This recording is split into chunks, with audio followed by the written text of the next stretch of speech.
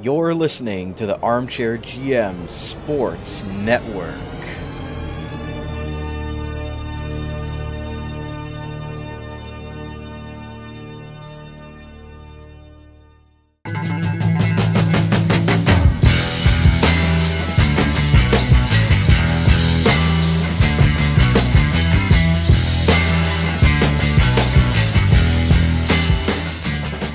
This is Chip Gilchrist, voice of the Kingston Frontenacs. You're listening to OHL Overtime, an in-depth interview show highlighting the players, coaches, and broadcasters from around the Ontario Hockey League who make the league so great, as well as in-person coverage of events such as the OHL Playoffs, OHL Championship Series, OHL Combine, and more, exclusively on the Armchair GM Sports Network. Here's your program host, Brandon Caputo.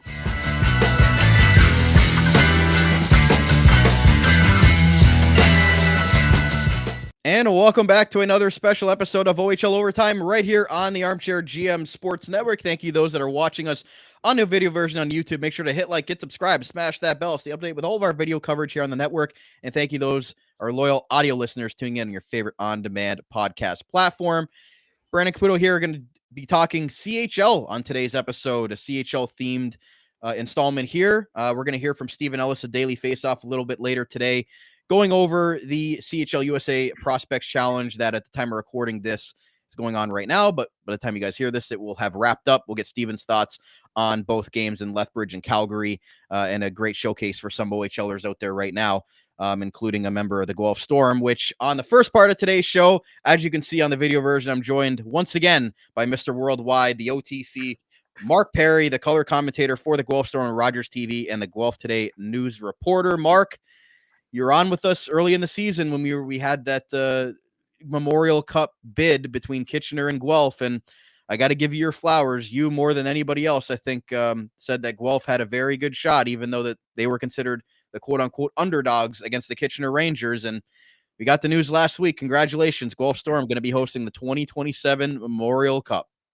Well, thank you so much for having me, and thank you so much for the flowers. And who doesn't love a good underdog story? I mean, with the Storm and the Rangers, Highway 7 rivals, bidding for this Memorial Cup, I think a lot of people underestimated that downtown presence and a lot of the things that the Storm really had to offer and the city had to offer, and here we are. Yeah, I mean, and I'm putting the caption up right now. Like, it's almost like, has it really sunk in yet that Guelph is going to be hosting this, next year, or I guess, 2 years from now, if you want to count, because next year technically is Kelowna in 2026. But, it's how much of an impact, Mark, when we talk about this, do you think this is going to have on the local shops? We know that the little mall in there as well in the Sleeman Center. Just how much of a financial and economical impact is this going to have on the whole Guelph community? Well, I think it's going to be huge. I mean, I was hearing $40 million economic impact back when Saginaw was hosting it a couple of years ago. And I really feel like it's a similar thing here in Guelph. I mean, Sleeman Center, yes, it's located in a mall. Yes, the Storm really, I got to add, really embracing the Mallrats theme, and I'm a huge Jay and Silent Bob guy, so I really am connected with that. But when you look at the Sleeman Center and everything that's surrounded, right in the heart of downtown, all the restaurants, all the mom and pop shops that are down there as well, I mean, they're going to get a huge boost in sales just in that week and a half, I feel, because the whole world, the CHL world, is going to be descending upon that downtown. And there's so much to offer there in so many different varieties of things. I know people were discounting the whole, we might be under construction throughout this whole process in Guelph, so it might just look like Construction City. But this is kind of a point in time where we know well enough in advance that this is happening. So the city has already said that they are going to be working with the organization and saying, hey, you know what, maybe we'll put this part of the construction kind of to the side and kind of beautify the downtown a little bit more and really showcase really what Guelph is all about. And again, not to discount the fact that it's the bicentennial year, so that's going to be another aspect that they're going to be doing. And there's so many unknowns right now in terms of what they're actually going to be doing, because I think it's still in progress and putting things together. But definitely very excited, and in particular, downtown Guelph is going to be booming with people, and the economic impact is going to be huge with this tournament. And then just talking about year by year, and obviously this the Storm have won some OHL championships in their history there, as you can see on the video version. 4 times OHL champions, and most recently in the 2018-19 season, known as the Comeback Kids. Just an incredible run for them. But now, George Burnett is the general manager. He was the head coach at that time. You've got Corey Stillman there. We saw the alumni, Daniel Paye, and everybody that was there for the announcement. So, a rich history in Guelph, and not to take anything away from Kitchener as well, but you mentioned the bicentennial year for Guelph, and they had some banner raising with Dustin Brown this past weekend as well. So how much do you think that everything that's culminated the last little bit with the Guelph Storm and all those recent announcements have benefited them to be able to get this as well, and maybe I guess the nostalgia of Guelph and what they've done as of late, helping them get something like this as well? I think the one big thing that really brought this all together was the bid. I mean, I read something where it really kind of put it into perspective for me, where you have 5 people that were coming in as this CHL committee. You only have to convince 3 of them. If you can convince 3 of them that your city and your organization is better than the other one, that's all you really need to do. And I really feel like the bid that they had, you talk about the nostalgia, you bring back so many of the alumni in all of these different places in the downtown core, showing the committee around, whether it was the River Run Center across the street, into the different parks, into the Sleeman Center itself, being able to bring people into the Sleeman Center itself and have the popcorn smell. I mean, the popcorn smell is huge. Being able to come in and say, like, you got me sold. And you see it on the screen there. I mean, maybe I'll get a raise for this, but kudos to Tony Saxon and incredible work that he did on this piece. He was able to really put together what this bid and what that day actually looked like from front to back, and how they were able to get it all together. And it had a little bit of everything, everything that Guelph has to offer, and everything that the alumni were able to talk to these committee members about, saying how good this place is, how great this city is, and how good of a job that this organization and the city is going to do for this Memorial Cup bid. I think really that's what it all came down to really put this together. And they had the press conference there. The commissioner was there, the CHL commissioner as well, and everybody that was a part of it. So obviously exciting times in Guelph with everything that culminated with that announcement last week, Mark. We were chatting a little bit beforehand of, what is it coming? Is it happening today, sort of thing? And when it finally the news broke, sort of, I guess the last question on this was sort of, what was your initial reaction when and I guess going forward, just how excited are you personally for this? I mean, to be honest, I was saying holy bleep, but I was in the office at the time, obviously doing my work with Guelph Today, and I hadn't gotten the news as of yet. But Tony ended up putting me on the desk to actually report on the Memorial Cup and whoever was going to get it.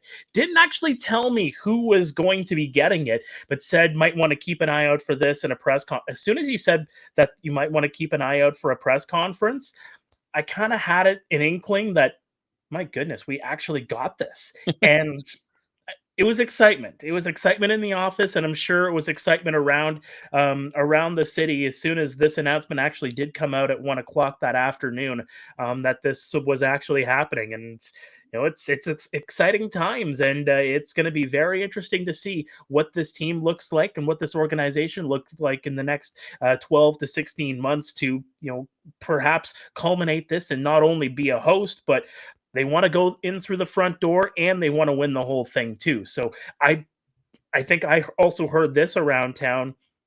The real work starts right now. You got the bid, you got the job done, you're hosting it now. Now you need to put your foots to the ground and showcase that you earned it. I mean, they did earn it, but to really truly earn it and win the championship at the end of the day, because that is the ultimate goal, to win that Memorial Cup on home ice. Yeah, you don't want to go out in the first round and then get back into it, St. John Sea Dogs.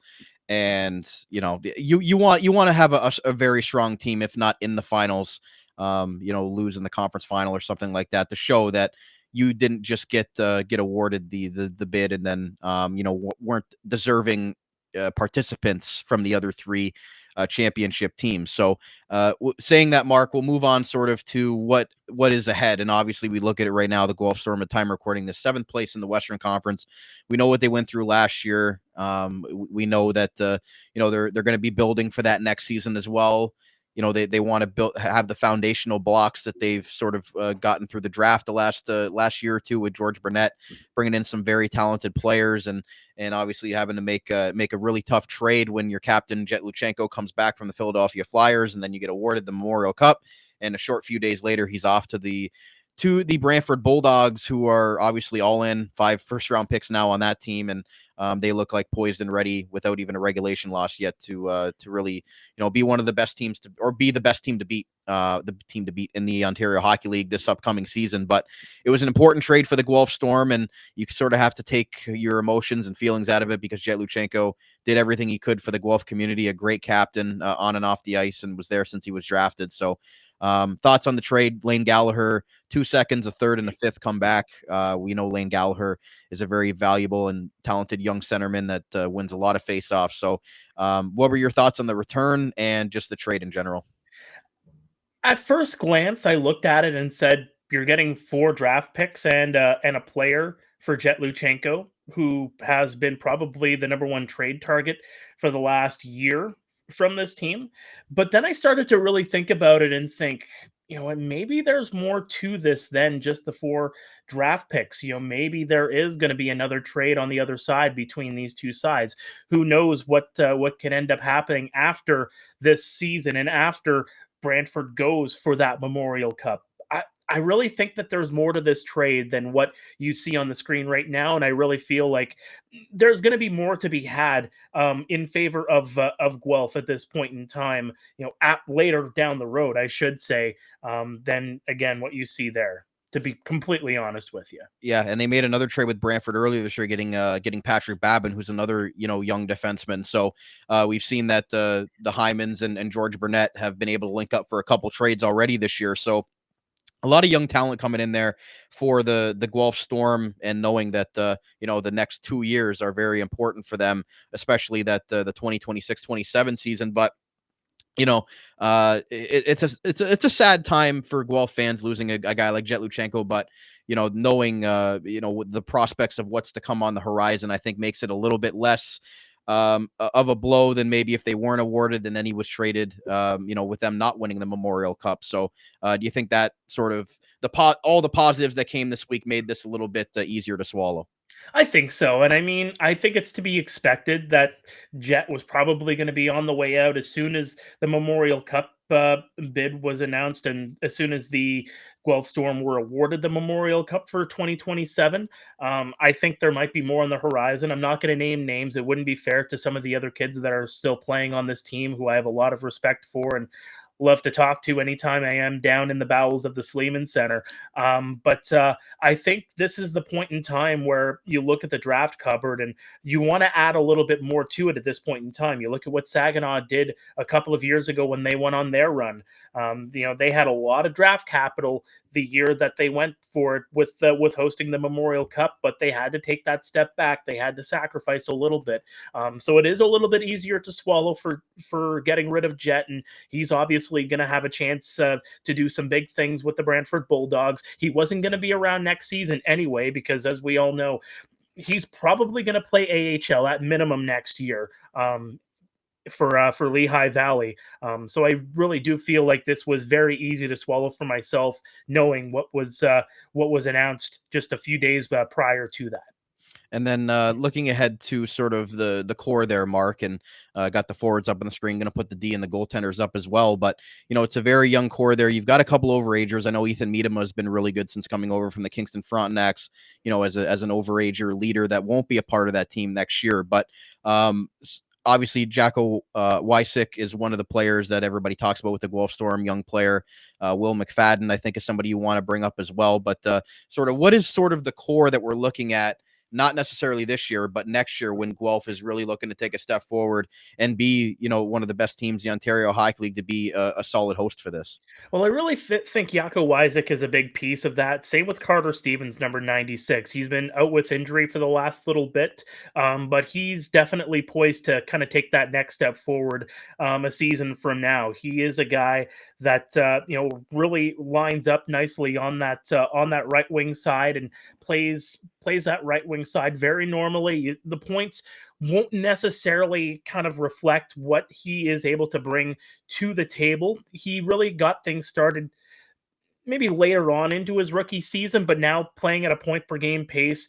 He's a fixture on the power play. He's a guy that really likes to park himself up front and really reminds me of Charlie Paquette in his early years, where Stevens right now, he's getting a lot of his goals from 2 feet away from the net, jamming away at rebounds or getting that power play opportunity where he's able to screen the goalie and maybe get those tips in, or work just those passes from down low. But I really feel like he's going to have that ability to develop into such a skilled shooter where he's going to get more of those goals shooting from the high slot, off the rush, finding those corners. And I really feel like that's going to be a kid that's going to be relied upon heavily next season. And then you take Will McFadden. Probably not going to see him as a forward much longer, because ever since he shifted over to defense, it was by necessity between injuries and suspensions. Will had to move back at defense for a few games, and he's been there ever since. Played a few games on defense last season, and I really feel like this season there was this one thing that really just didn't really get to me. Is one of the things that I really thought about with Will is he was trying to find his place. And, wasn't really putting up the points as much as he did, during his years in Peterborough's minor hockey system. It was really counted upon when he was drafted to be a sharpshooter, to be a guy that can score maybe 20, 30 goals a season. But as you can see there, the goals haven't really come for him. And I really feel like that shift back to defense kind of took that pressure of putting up the points away from him. And ironically, he's been putting up more points per game since he moved to defense. And I really feel like his role has really started to evolve, and he's become a really stout, small, but mighty offensive defenseman that can move the puck, get it up the ice, and get it to the forwards. And Will McFadden is really kind of finding his piece and finding his role with this team, not only this year but moving forward. And anytime you go from forward to D, it can either go one to two ways, and it sounds like Will McFadden, it has worked out for him so far. What about Wysick? Because he's top pick. Guys have a lot of high hopes on him. 16 points in 19 games. Do you think as an 09 birth year, do you think he'll be one of the main pieces for that 2027 year? Oh, absolutely. And I really feel like when Guelph was going through their early struggles this year, the first 10 or 12 games where it was tough to get wins and put up points, Jacko Wysick was their best player. He was the guy that was in the top 6 consistently. He was putting up points. He was scoring the goals, the timely goals, to really try to, start the rally, if you will, before Luchenko came back. And then Luchenko kind of really took it to that next level and started translating some of those losses into wins. Guelph went on that run where they won 8 of 10, and Wysick was a big piece of that. And then he ends up going to the under 17s, get some development, get some opportunity there as well. Now he comes back, and that's only going to be a positive for him moving forward. He's a big guy for 16 years of age, and at second overall, he has really showcased what he is about. He can shoot the puck, he can be physical, he can play a 200-foot game, he can streak up the ice. He's got soft hands. Let me tell you, soft hands, and believably, really, this is going to be a guy that is going to be a superstar in this league if he doesn't make the jump to the National Hockey League early, like we have seen with some Storm players in the last few years. I know the Storm announced sort of a leadership group, and Jet Luchenko was part of that. Do you see maybe somebody else jumping up into wearing one of those letters now that Luchenko's now been out of that locker room? Well, in the last little bit, it's been Luchenko and Charlie Paquette as co-captains. Okay. So Charlie started the season as the captain. This was still while Jet was with the Philadelphia Flyers organization. And the quote from Corey Stillman, the head coach, was, we don't want to wait for our captain to come back. We want to have a captain to start the season because there's no guarantees Luchenko is going to be back. So let's put the C on Charlie Paquette. And to be honest with you, when Luchenko got the captaincy last year, it was either going to be him or Charlie, to be honest with you. I really feel like Charlie has deserved this honor to get the C put onto his chest this year. And when Jet came back, there was a quick conversation. Hey, why don't we share the captaincy? So the two of them were able to share the C, and now it's really, with Luchenko gone down the highway, Brantford being super close to Guelph, this is now Charlie Paquette's team, and he's going to take the ball and roll with it. 19 points in 22 games for Charlie Paquette now as the only captain of the Guelph Storm currently. I'd be remiss if I didn't ask you, Mark, about the goaltending here with the Guelph Storm and obviously Zach Jovanovski right now and Colin Ellsworth. Those are the two guys they have right now. Jovanovski starting game 2 of the CHL-USA Prospects Challenge, 4-team CHL. So exciting for that young man as well. But what is sort of the outlook for the goaltending this year and going into next year? Well, I really feel like Zach Jovanovski has an opportunity here. Coming into the season, him and Ellsworth were looked at as kind of a 1A, 1B kind of situation. And Corey Stillman just said, hey, someone take the ball and roll with it. Who's going to be it? Jovanovski, I really feel like has been that player to take the ball and really roll with it. The goals against and the save percentage are going to get better once you start playing in behind better teams and more offensively minded teams and not having to take as many shots. And I really feel like Jovanovski can really thrive in a situation like that. This is a kid that he's not shaken by the big moments. He's going to have a big moment, obviously, at the CHL-USA Prospects Challenge here, and he's got an opportunity to get drafted into the National Hockey League in 2025. He's the top-rated goaltender in the draft coming up in the Ontario Hockey League, and whoever ends up picking him is going to get a really good kid, and that is going to help his development, get him into an organization, and get to some goalie coaches at the National Hockey League level that can take him to that next level, and he can take that experience like we see with everybody that makes an NHL camp, whether it's a free agent signing or whether it's getting drafted there. They're able to take that experience, bring it down here, and do a phenomenal job and really take their game to the next level. Colin Ellsworth, excellent goaltender. He's going to have his time. He's a late 08 birth year, so he doesn't have his draft year coming up until 26. So actually 27 now, if I do believe. Yes, 2027 for Colin Ellsworth, pardon me. And then you look Cruz Resnick. He is playing for the Air Centennials in the GOHL ranks right now. So you have 3 young goaltenders, and Zach Jovanovski is the number 1. If he struggles, I mean, George Burnett's got a boatload of picks to work with to maybe get a veteran to shore that up in 2027. But this is Zach Jovanovski's time. This is his opportunity to say, when we host the Memorial Cup, I want to be the number 1. And he is going to fight tooth and nail to make sure that stays that way.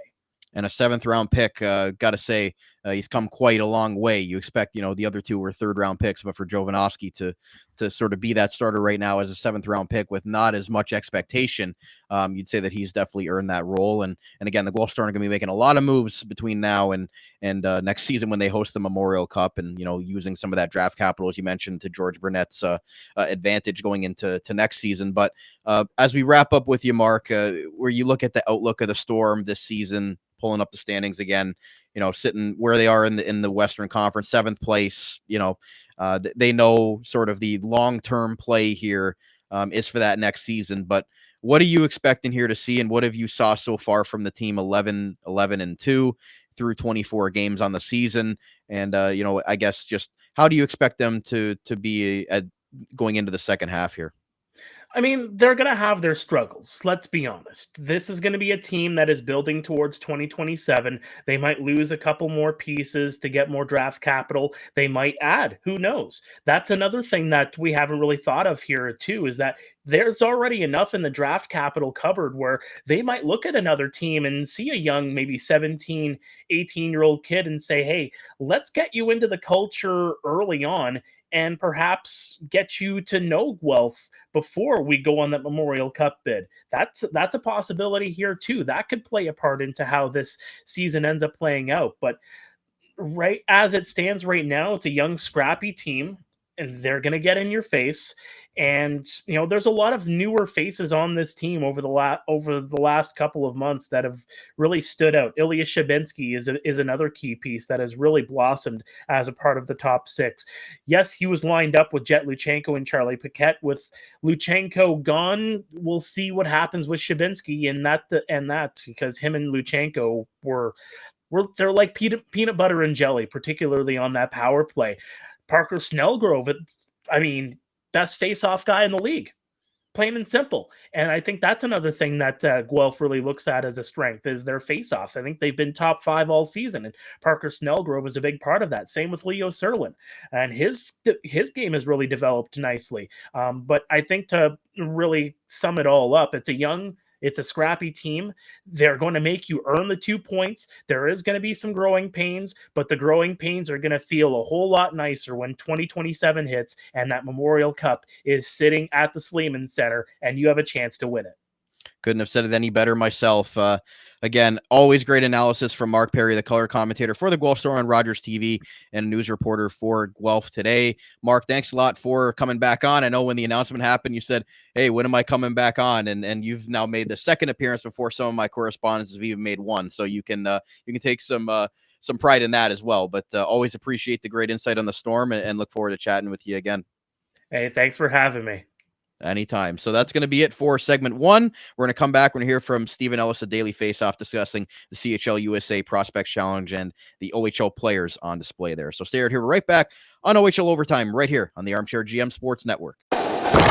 Butt ends are hockey stick grips, specifically for the top of the stick, designed to replace traditional cloth tape. They're made of rubber and offer a more consistent and comfortable grip than tape, aiming to improve performance and reduce slippage. Butt ends are an alternative to regular stick tape that provide enhanced grip and comfort, are durable, reusable, and consistent, with the ability to reduce vibration. The grips are available in a variety of styles, designs, colors, and even have options for specific player names. At Butt Ends, they're committed to providing the world's highest quality stick grips and continue to bring new technology and ideas with each new grip design, regardless of sport. Alex Petrangelo, Akil Thomas, Max Domi, Aiden Hill, and Tim Stutzla are a few who have proudly used Butt Ends for peak performance at the NHL level. Check them out at buttonswithaz.com and use our referral code buttons.com/discount/armchairgm to get 10% off your order as part of our community. Engineered for greatness and performance,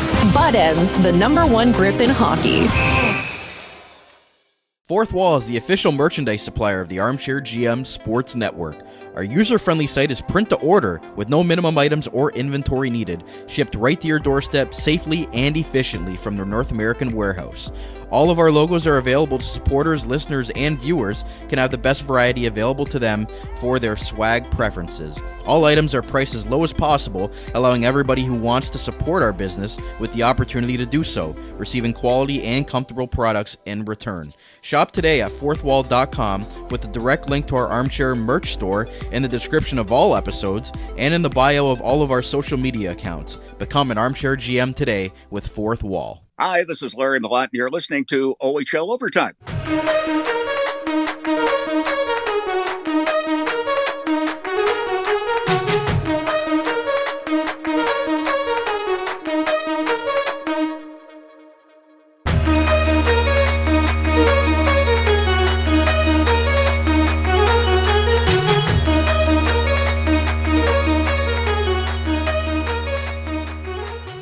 And welcome back to part 2 of today's OHL Overtime episode right here on the Armchair GM Sports Network. Thank you those that are tuned in on our YouTube channel. Make sure to hit like, hit subscribe, and smash that bell to stay up to date with all of our video coverage, as well as those listening to us in your favorite on-demand audio platform.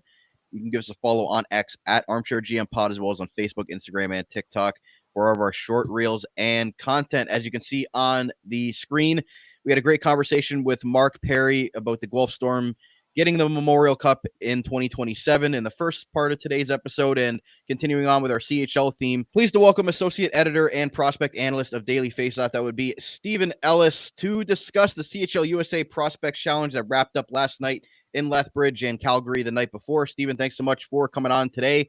Always great to have you on talking the big events around the OHL, the CHL, and junior hockey as a whole. Yeah, thank you so much. And I also want, because it's the first time I've talked to you in a while, I just want to say thank you to Brad Keselowski for not winning the last NASCAR race. And hey, who won the championship? Who won the NASCAR Cup championship? Do you remember? Some guy that drives a 5-car. Yeah, that Kyle Larson guy. Not Brad Keselowski. The cars you got in the background, I'm sure. But I got a few of them. I got to get the championship one now. Hey, Brad got passed on the final corner of the final lap. Would have been nice, but. Anyways, we'll save that for the NASCAR podcast. But anyways, Stephen, before we get going, I'm sure you probably had a piece that you put out about the Prospect Challenge. Where can people find what you've already done and what you're going to be doing this week? Yeah, so I had a couple of features that went up this week on dailyfaceoff.com. I talked to Ethan Belchitz, for example, the Windsor Spitfires, and then I did the top performers from each game, and then one that came out just a few minutes ago, looking at the top performers of the whole series. And I think when it comes to this series, it was actually quite a good hockey. Like last year, it was a bit of a blowout in the first game. I think people kind of like, oh, this is going to get ugly.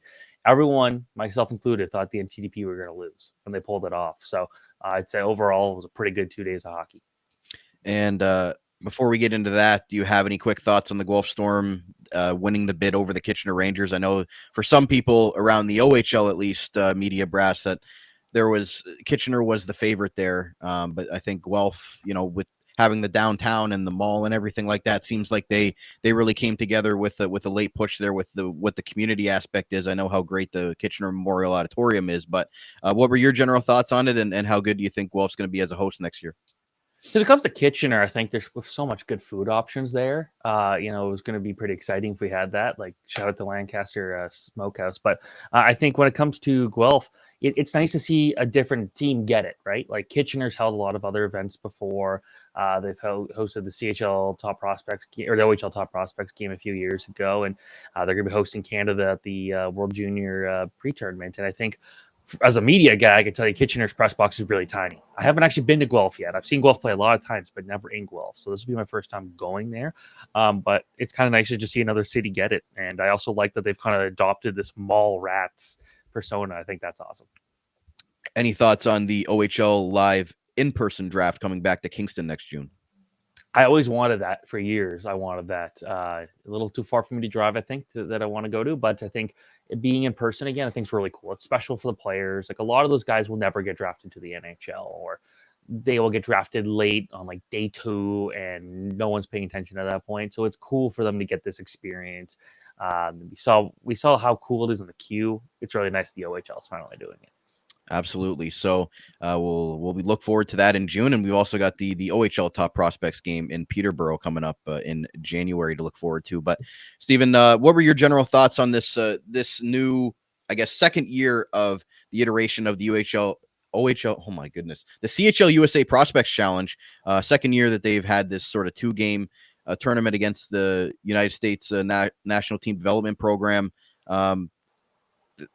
Last year was in London, Oshawa. This year, Calgary, Lethbridge. What were your general takeaways from just the event as a whole? Do you think it was better? Do you think it was about the same? Or how do you think that they maybe should look at getting some more attention on it going forward? I think it seemed to be really well received. I think overall it was better hockey than we saw last year. We just kind of saw the CHL take full control pretty early on and didn't back down. I know the NTDP did play a much better second game last year, but it always felt like the CHL was in control. In this case, even though the CHL outshot them and had more high danger chances, you look at the Americans and they were just the whole night. They were just taking advantage of all the great opportunities. And you look at the goaltending, the Americans got outstanding goaltending from the 2 games there. Brady Noling in particular was incredible in game 1. And I feel like that was so important for that NTDP, because they've probably heard enough of, oh yeah, this is not a good group. Like, this is far from what we saw a few years ago when we had like the Ryan Leonards and the Will Smiths of the world. And then you see this team here with 5 wins heading into this week, and then they go out there and sweep. Well, I shouldn't say they swept the series, but they won 2 of the 3 games. And I think that just overall, it was really cool to see them just come together and play as hard as they did. They impressed me when I saw them at the U18 Five Nations a couple weeks ago in Slovakia, and it feels like they're finally getting that momentum, and they're riding that wave that they've kind of lost since losing someone like JP Hurlbert, who otherwise would have been on that top line for that team. Do you think maybe the way that they lost last season, maybe they took that as motivation coming in and putting up a much stronger effort than maybe Team CHL had given them credit for coming into this event? Yeah, like I think you look at it and the big excuse was like, oh, the CHL only had like 2 practice sessions, but that was the same thing last year, right? So like it wasn't any different than it was the year before. I guess the only big difference this time was just that they just didn't look cohesive at all. They had a bunch of guys, like I think that was also part of the issue with the Helenka Gretzky team, where they have a lot of good players. They just didn't seem to like work well together.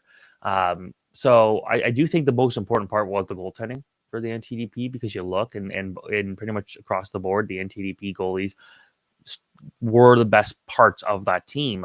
Like you look at last night and you see some of the guys like Mikey Bearchild and some of these players that are known more for being high-end offensive threats, and they weren't the ones producing. Yeah, Victor Plant did score the 2 goals, but then you see AJ Garcia and you see Jamie Glantz. Like, those are not guys that typically put up a ton of points in high motive or high energy situations.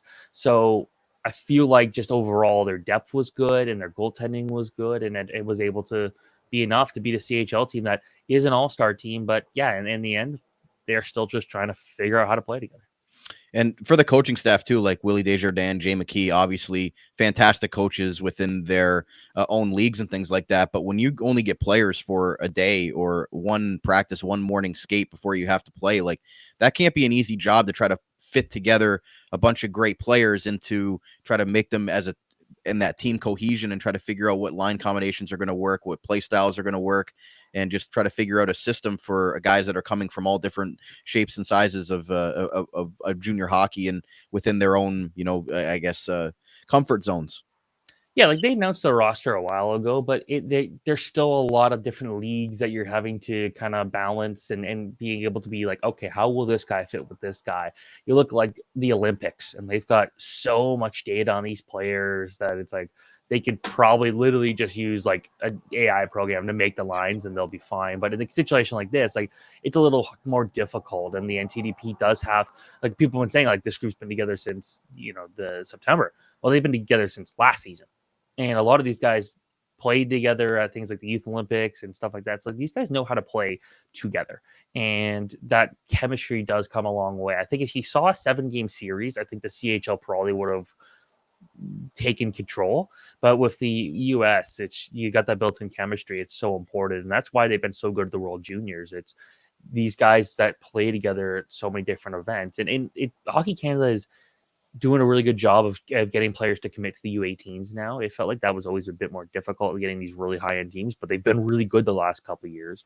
But then you're getting guys who have played together the U17s, Helenka, U18s, and then the World Juniors. So they're getting that chemistry too. But with the CHL, these one-off events, it is hard to kind of be able to just gel quickly. And we saw that right out of the gate. The U.S. took the first game pretty handily. And then in the second game, they were up 3-1. And then Canada the Team CHL, started to get their legs under them. They scored 2 goals in the second, and then the goal in the third to win the second game to force the super overtime. So as you mentioned, maybe as it would have went on, maybe Team CHL would have been able to compete a little more as they gained that chemistry. But what did you see from, I guess, going into that super overtime? One, did you like the format of just a sudden death 3-on-3, full 20 minutes? It was back and forth, run and gun. What were your thoughts on it? And then the eventual game winner by the United States. So the game ended after 11:15 p.m. Eastern. So I wouldn't have minded a shootout to decide that. But I think that was an exciting overtime, and I'm glad they were able to kind of come up with like I don't know what else they would have done to. Other than just like, oh yeah, we tied, no winner. Like that doesn't serve anything. So I'm glad that they did have a way of kind of finishing it. And I thought the format was cool. Like, I think 3-on-3 hockey is actually the best type of hockey there is. And I know it's chaotic. In the NHL, you see, like, people say, like, 3-on-3 hockey is not great because, look, the NHL players are slowing it down. Like, they're playing for shootout. But when you've got something on the line, we've seen time after time, especially at the junior level, whether it be the Hlinka, whether it be the World Juniors, you put 3-on-3 with a championship on the line, they're going to go all out the whole time, and it makes for some chaotic hockey, and I love it. So I thought the format overall is good. I remember last year going from London to Oshawa and being like, man, that's a pain in the ass of a drive. But I didn't do it this time. But I know for a lot of people trying to get into Calgary, there was a lot of weather issues, and a lot of people had their flights delayed and was probably just happy it was a short, condensed couple days, and they were able to go home from there.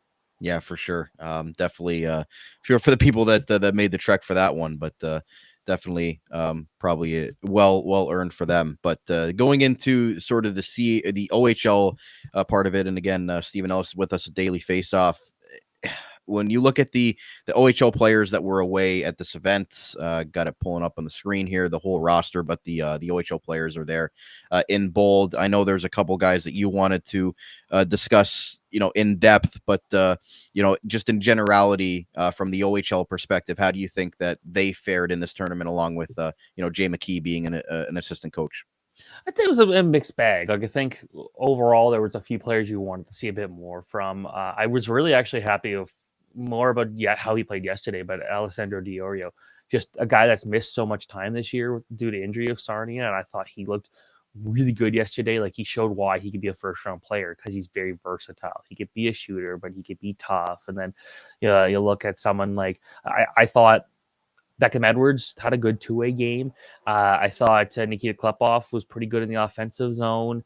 Jovanovski, I thought, looks good yesterday. I know didn't come out with the win in the third game, but I felt like after he allowed that third goal, which, to be fair, was like a power play goal, I believe, he was really able to lock in and dial in. So I thought he was good. And then you look at some of the other guys here, like Chase Reed, we knew he was going to be a top-end guy to watch. Belchitz, the same thing. So Caleb Maholtra, I thought, was probably the CHL's best player. Like, I'd say overall, I was happy for what I saw from a lot of guys. There was a few players that I was hoping to see a bit more from, specifically Ryan Rubrick. I was kind of hoping to see a bit more from him. But I'd say Ethan Belchitz, I liked him, I think, more than some other people did, because I still like what he does away from the puck. I know he didn't go out there and have any explosive games, but I feel like he was very physical, and the NTDP had a tough time dealing with him. Brooks Rogowski was the only player that was named to the tournament but was unable to play due to injury. You mentioned Caleb Malhotra as a guy you really wanted to hone in on, was named the captain of this team. And what were your general thoughts on the now Brantford Bulldogs, young player after that trade last season, coming over from the BCHL, drafted originally by Kingston, not signed? How do you think he's been adjusting to his first OHL season, and as well, how do you think that he played in this little mini tournament? I know a lot of people heading into this were like, can he go and escape the shadow of being on a team that is as deep as the Bulldogs and go out and shine? And I think he did. He played on the power play, played on the penalty kill. He scored a shorthanded goal. He made some outstanding passes. Like, he's a high-end playmaker. And you watch him, and it's just like he's got so many different tools in his tool belt. He's also got a good frame, too. He's 6'2", and he's strong, and his hockey sense is really impressive. He's good in the dot. Like, there are so many things he does well. Like, in a year where there's not a ton of high-end centers, I could see him going 10th, 11th, or 12th in the draft type thing. Like, I could see him going as high as that, which not a lot of people expected. But I think he's one of those guys that is taking advantage of an opportunity here where, okay, not a lot of middlemen.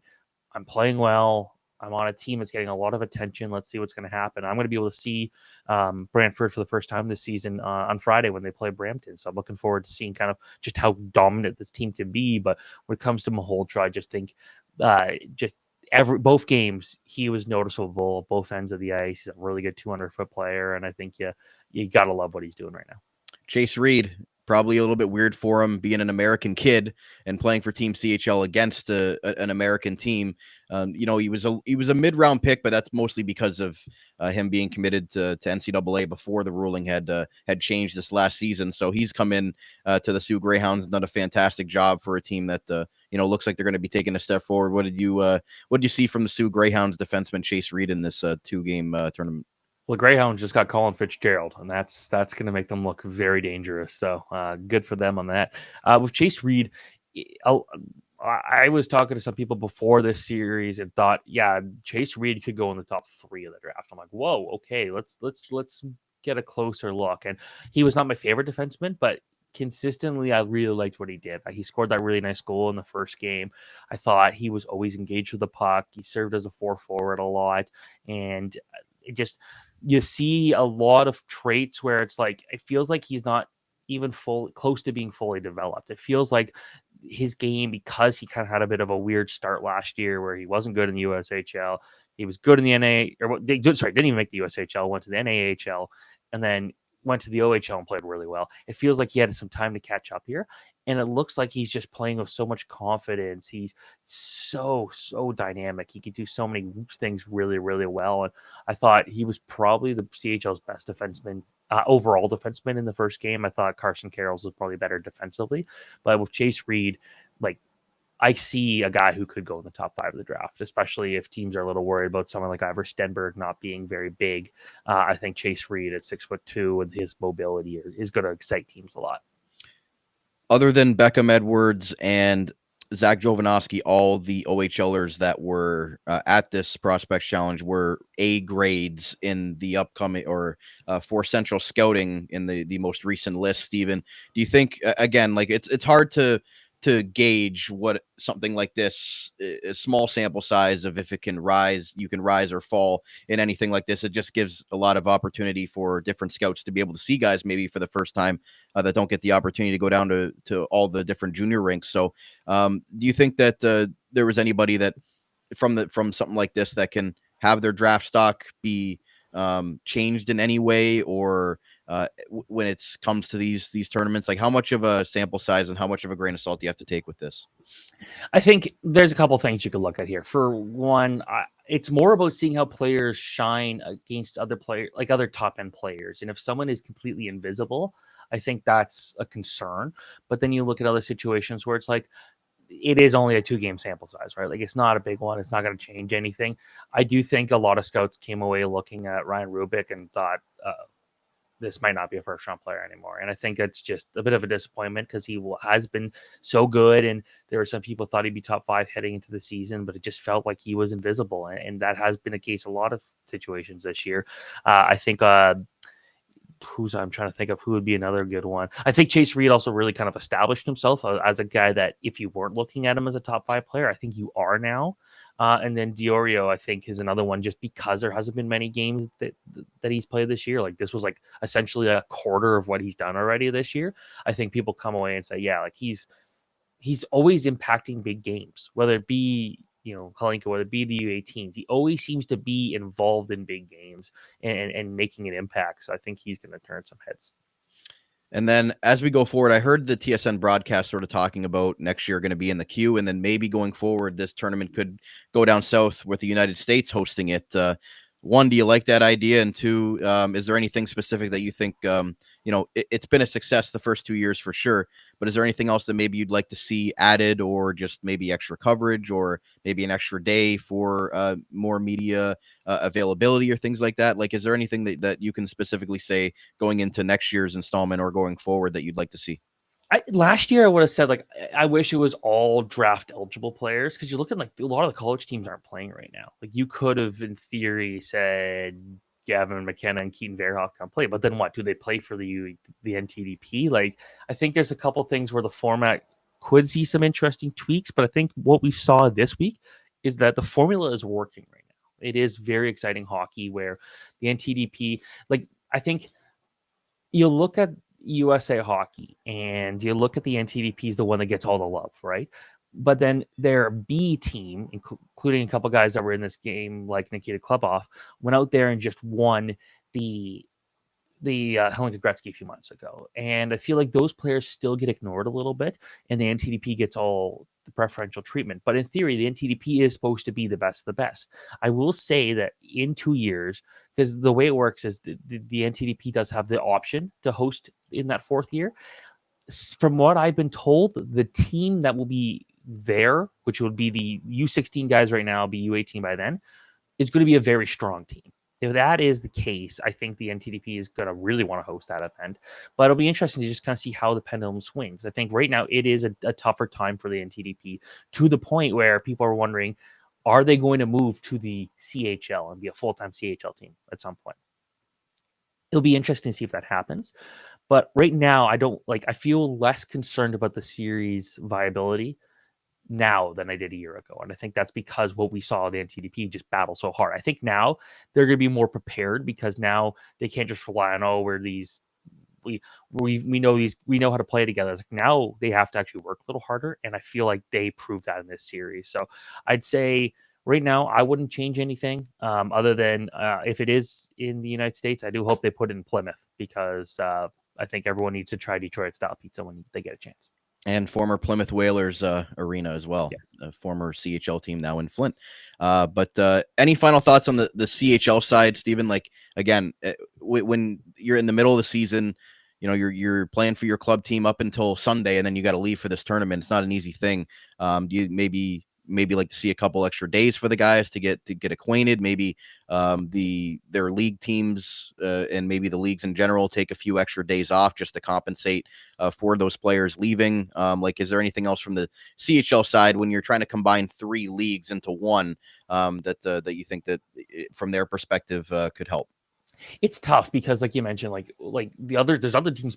The rest of the CHL is playing still, and I feel bad for those teams missing those guys, especially if there is a chance, like in the case for the Armada and the QMJHL, where they might lose Xavier Villeneuve for the World Juniors. And if that happens, like that feels pretty difficult, I think, for some of those teams to be like, oh, well, we got to keep giving up these guys for a long period of time.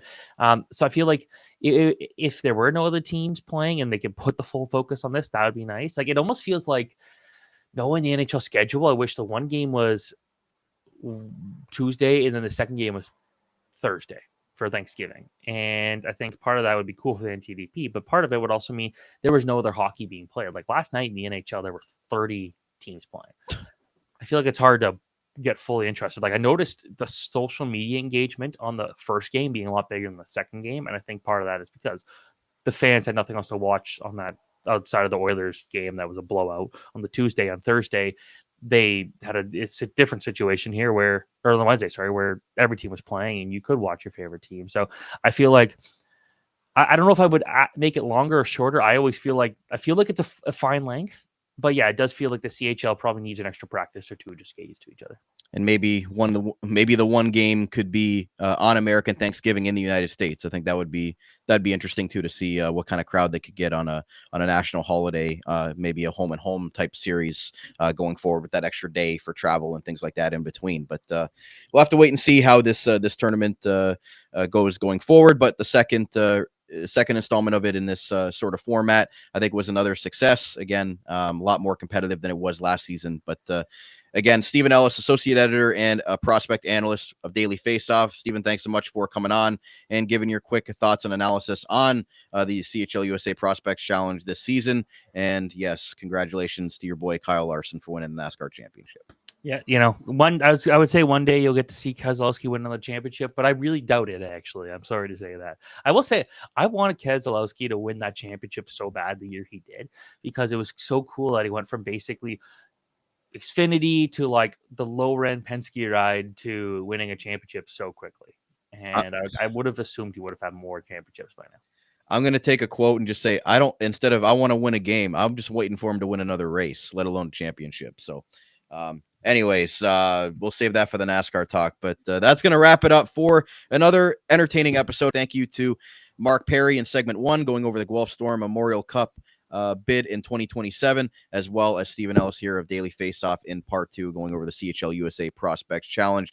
Make sure to give us a follow on X at Armchair GM Pod, as well as on Facebook, Instagram, and TikTok by searching the Armchair GM Sports Network. Thank you to everybody that tuned in on our YouTube version. Make sure to hit like, hit subscribe, and smash that bell. And thank you to everybody that listened on your favorite on-demand audio platform. My name is Brandon Caputo, and that's it for another episode of OHL Overtime. We'll talk to you again very soon. You're listening to the Armchair GM Sports Network.